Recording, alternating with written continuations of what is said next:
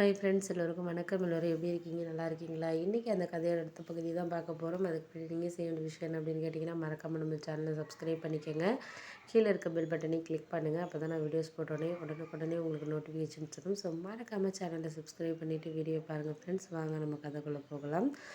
அதுக்கப்புறம் சரின்னு சொல்லிவிட்டு அண்ணன் இப்போ தான் வேலையிலேருந்து வந்தான். நீ எதுவும் இதை பற்றி எல்லாம் சொல்லிக்காதம்மா அப்படின்னு சொல்லிவிட்டு நான் முன்னாடியே அம்மா கிட்டே சொல்லிட்டேன்.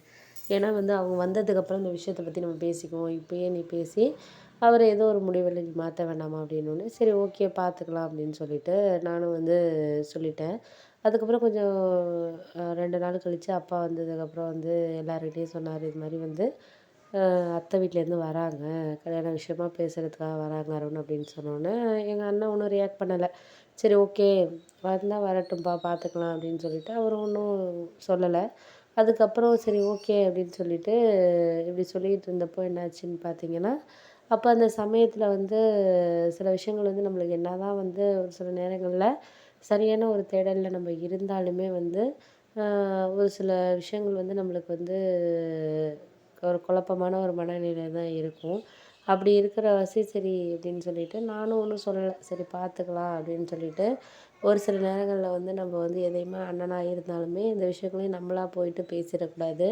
நாளைக்கு இவன் இது மாதிரி பேசிட்டான் அப்படின்னு சொல்லிட்டு அவனுக்கு மனசளவில் தோண ஆரம்பிச்சிச்சுன்னா ரொம்ப கஷ்டமாயிடும் அப்படின்னு சொல்லிட்டு நானும் ஓகே சரி பார்த்துக்கலாம்ப்பா அப்படின்னு சொல்லிட்டு நானும் இருந்தேன்.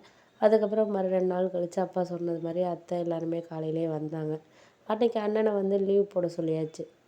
ஒரு 1 டே லீவ் போட்டுரு அப்படின்னு சொல்லிட்டு முன்னாடியே சொல்லிட்டாரு. அதனால அண்ணனும் லீவ் போட்டாச்சு, நானுமே லீவ் போட்டுட்டேன். அதுக்கப்புறம் இது மாதிரி பொண்ணு பார்க்குற ஃபங்க்ஷன் மாதிரி ஏற்பாடு பண்ணியிருந்தாங்க. என்ன அவங்க வீட்டுக்கு வந்தாலும் சைலஜாவை நல்ல புடவைலாம் கட்டி ரெடியாகி அதுக்கப்புறம் அருண்கிட்ட நீ பேசுமா, எங்களுக்கு இதில் முழு சம்மந்தம் 2 வீட்லேயும். ஆனால் உன்னை பற்றின சில விஷயங்களை அவன் தெரிஞ்சுக்கணும். அவனை பற்றி என்ன நினைக்கிறாங்கிறத நீங்கள் தெரிஞ்சுக்கிட்டால் மட்டும்தான் எல்லா விஷயத்தையும் நீங்கள் கிளியராக பேசிடுங்க அப்படின்னு சொன்னதுக்கப்புறம் சரின்ட்டு ரூமுக்கு போயிட்டு அதுக்கப்புறம் பேசுகிறதுக்காக 2 பேரும் அதுக்கப்புறம் சரி ஓகே அப்படின்னு சொல்லிட்டு பேசுகிறதுக்காக போனதுக்கப்புறம் என்னாச்சுன்னா ஒரு 1/2 மணி நேரம் ஆணுச்சு.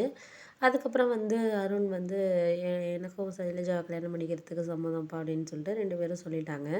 எங்களுக்கு ஒரே அதிர்ச்சி தாங்க முடியல. என்னடா அருண்கிட்ட எல்லா விஷயத்தையும் தெரிஞ்சுன்னு சொன்னாங்களா அப்படின்னு சொல்லிட்டு அம்மா உடனே கேட்டாங்க.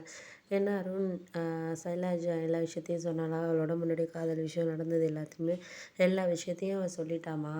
எனக்கு அதில் ஒன்றும் இது இருக்கிற மாதிரி எனக்கு தெரியலை அப்படின்னு பார்த்தா, உங்களுக்கு தெரியாதுன்னு ஒன்றும் கிடையாது. நானே காலேஜ் படிக்கிறப்ப ஒரு பொண்ணு நானுமே ஒரு 1 இயர் லவ் பண்ணேன். அந்த பொண்ணு என்னை லவ் பண்ணுச்சு. ஆனால் கொஞ்சம் நாளைக்கு அப்புறம் தான் தெரிஞ்சிச்சு அந்த பொண்ணு என்ன மட்டும் இல்லை, இன்னும் 2 பேரையும் வேறு வேறு டிபார்ட்மெண்ட்டில் லவ் பண்ணிகிட்ருக்கு, பேசிக்கிட்டு இருக்கு அப்படின்னு சொல்லிட்டு எனக்கு அதுக்கப்புறம் தான் தெரிஞ்சிச்சு. இப்போ அதுக்காக நான் அந்த பொண்ணை லவ் பண்ணிட்டேன் அப்படிங்கிறதுக்காக என்ன பண்ண முடியும்? அந்த பொண்ணு தவறான பொண்ணுங்கிறதுக்கு எனக்கு அதோட பழகி பார்த்ததுக்கப்புறம் தெரியலை. அதுக்கப்புறம் என் ஃப்ரெண்ட்ஸு சொன்னப்போ கூட நான் நம்பலை. ஒரு சில நாட்களுக்கு அப்புறம் நான் நேர்லேயே காஃபி ஷாப்லேலாம் அந்த பொண்ணை வேற ஒரு பையனோட பார்த்ததுக்கப்புறம் தான் எனக்கு தெரிஞ்சிச்சு. நானே 1 வருஷம் கழிச்சு தான் எனக்கே தெரிஞ்சுச்சு. அப்படி இருக்கிறப்ப இதெல்லாம் உங்களுக்கு தெரியறதுக்கு வாய்ப்பில்லை.